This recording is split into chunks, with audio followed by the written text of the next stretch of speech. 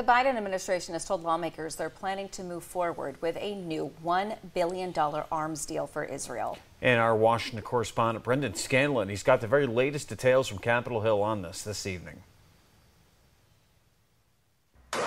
Earlier this month, the Biden administration announced a pause of roughly 3,500 bombs to Israel, citing concerns of how they'd be used in the city of Rafah. The pause came after months of warnings from the U.S. to Israel to forego a full-scale offensive into Rafah and to make adequate preparations before a ground operation into the densely populated city where over 1 million Palestinians are sheltering. Biden's withholding of the bombs was met with sharp criticism by many Republicans and even some Democrats on Capitol Hill. At some point, you've got to put up or shut up. If you're going to say something that you're going to do, then do what you say.